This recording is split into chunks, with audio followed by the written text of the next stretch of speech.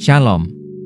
Selamat datang di Renungan Harian Rhapsody of Realities Indonesia, edisi 21 September 2025. Judul renungan hari ini adalah, Perkatakan Firman Tuhan dengan Berani. Ayat Alkitab pembukaan kita terdapat dalam Yohanes 3 ayat 34, yang berbunyi, Sebab siapa yang diutus Allah, dialah yang menyampaikan firman Allah, karena Allah mengaruniakan rohnya dengan tidak terbatas. Bukankah luar biasa bahwa Tuhan Yesus berkata dalam Yohanes 20 ayat 21, Damai sejahtera bagi kamu. Sama seperti Bapa mengutus aku, demikian juga sekarang aku mengutus kamu. Yohanes 20 ayat 21. Itu berarti engkau memiliki otoritasnya.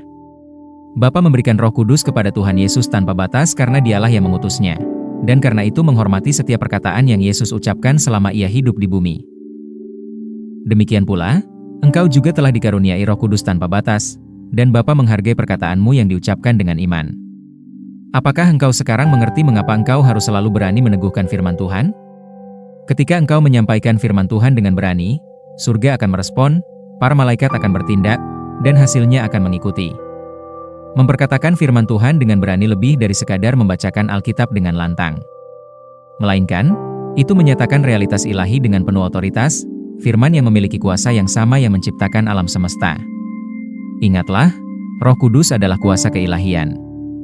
Misalnya, ketika Tuhan berfirman dalam Kejadian 1 ayat 3, jadilah terang.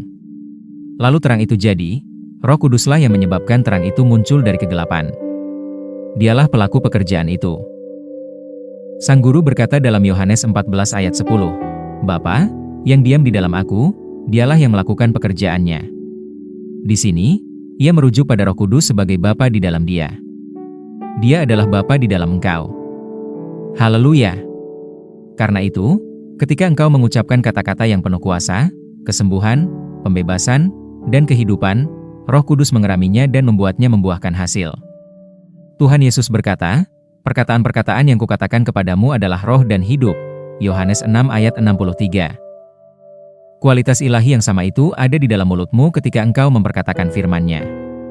Itulah sebabnya engkau dapat mengendalikan situasi, menghardik penyakit, mendatangkan keuntungan, dan menyampaikan damai sejahtera kepada badai apapun. Jangan berkata sembarangan. Jangan mengatakan bahasa dunia, ketakutan, ketidakpercayaan, dan kepalsuan. Latihlah dirimu untuk mengatakan apa yang Tuhan katakan, apapun yang engkau lihat atau rasakan.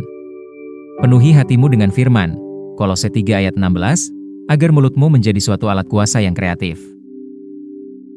Mari kita bersama-sama mengucapkan pengakuan iman berikut.